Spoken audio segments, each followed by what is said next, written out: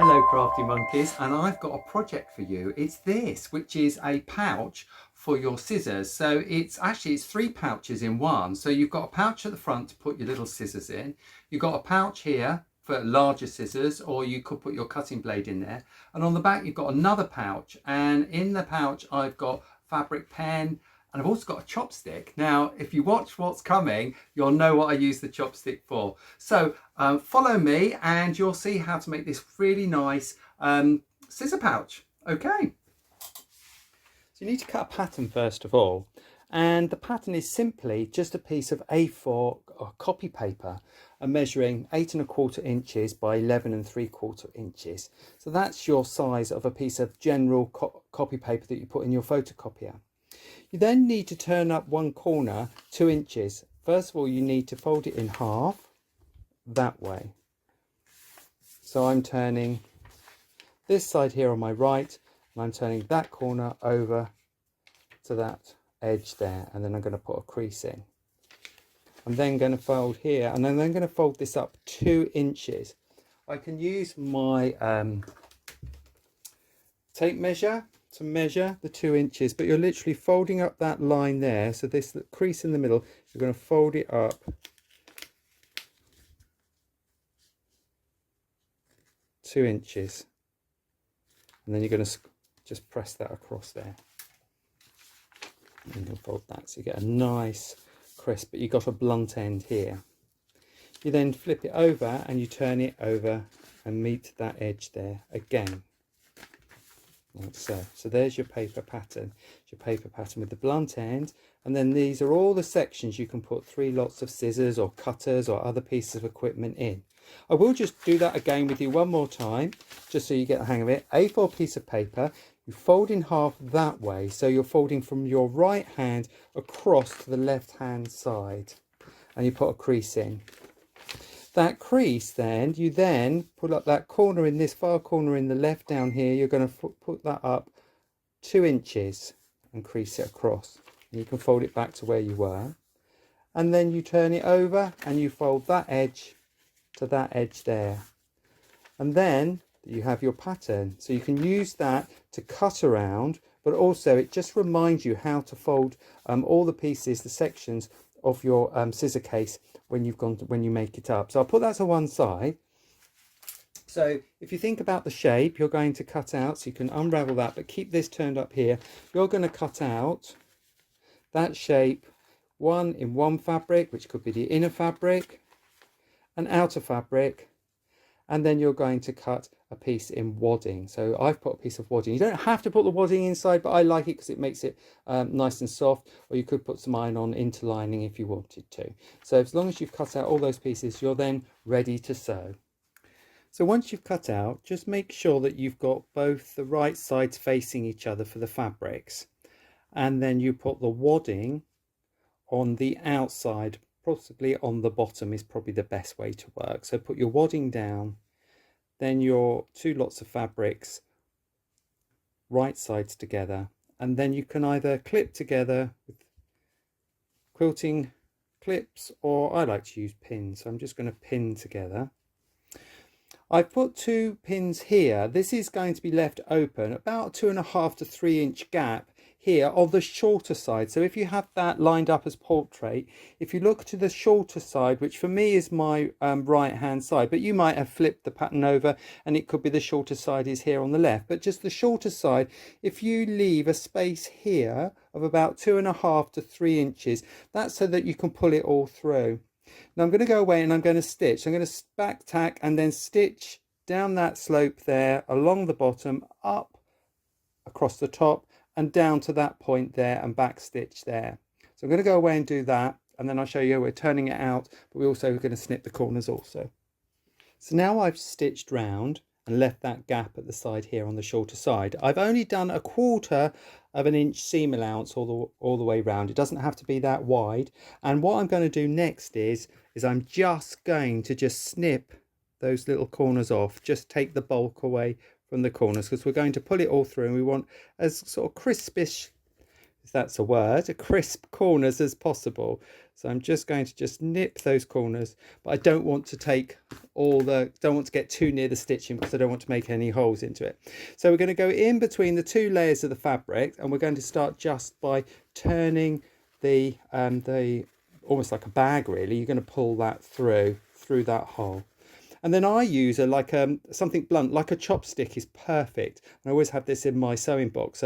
It's got a nice blunt edge there and a blunt end there.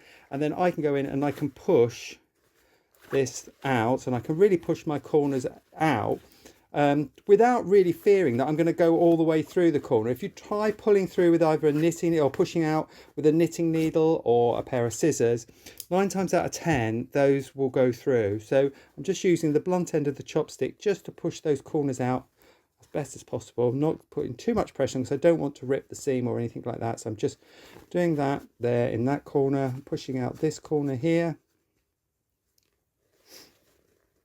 that one. And then we've got the two little corners there and there.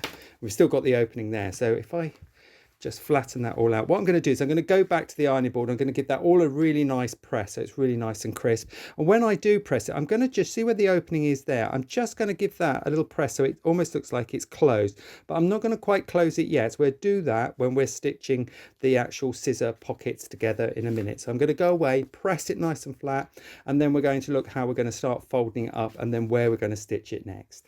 So now I've given it a really good press, and it's actually worth spending a little bit of time just getting it really nice and crisp and pressing all these edges down. I've pressed down and pressed in where the opening is, but I haven't closed it with stitches as yet. Now we can fold the piece of fabric back as we did fold the paper.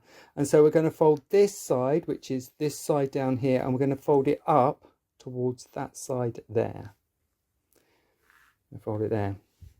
Now what I would do now, while I folded it there and there, I would put a pin in just to hold it in position, or you could put a quilting clip if you want to and just hold it in position. And I'm just going to stitch along the bottom there just to close that, because you could leave it open if you wanted to, but the idea of having this is to stop the points of the scissors digging into things or damaging stuff. So if we close that, then any of the points of the scissors, if they reach down to the bottom of the pouch, they're not going to come through. So I just want you just to stitch across there, again about 1/4 of an inch in, some nice top stitching through all the layers there.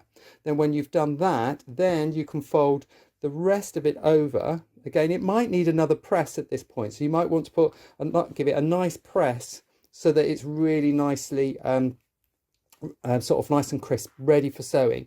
And again, then you can put some more pins in place at this point or clips, and you're going to sew from this point here down through all the layers till you get to the point to here, to where they're at the bottom of the pouch there. So where the stitches come across and where you've just closed it up at the bottom, you're going to stop there, and then that should all hold it together. It's going to be thick, so you're going to have to be quite sort of careful with the way you stitch through it, because it's going to be going through several layers at a time. So you're going to need a nice strong needle to do that. So I'm going to take it away, I'm going to stitch it, and then all we've got to do is then just add the decoration to it. So I've stitched all around it now. So if you have I'll remind you, I just stitched across the bottom to start with, then I turned it over, and then I picked up the stitching and then went right up through the top, remembering to go through all the layers, and I closed that gap as well where we pulled it all through in the beginning. So that's all done. Now you could leave it as that, and that's fine. You can just have it like that. But I do like to add a little bit of bling to decorate it as well. So what we could do is add a little loop at the top. I've got 5 inches of ribbon there. I'm sort of picking out the sort of bright colours of the flowers on the fabric. And I'm just going to put a little loop. You're going to attach the loop one side to the other side, like so, on there.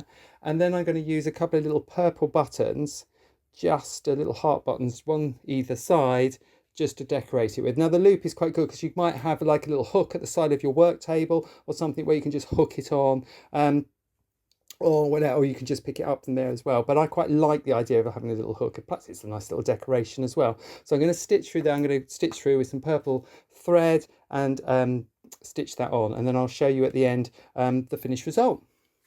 So there we are, all done now. I've sewn on the button both on the front and on the back with a little bit of ribbon loop, And now it's all ready to fill. So you can put your scissors in there. So there's little ones for your little scissors at the front there, or larger scissors at the back there.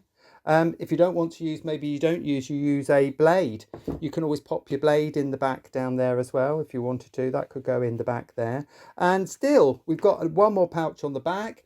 Again, you could put some scissors in there, but I quite like to put my fabric pen in there, and I might even put my chopstick in there as well. So it's quite a nice, really, really handy tool. Makes a great present as well. So if you all your friends, all your stitching friends, I'm sure they would be quite pleased to receive this for a present, or even leading up to Christmas.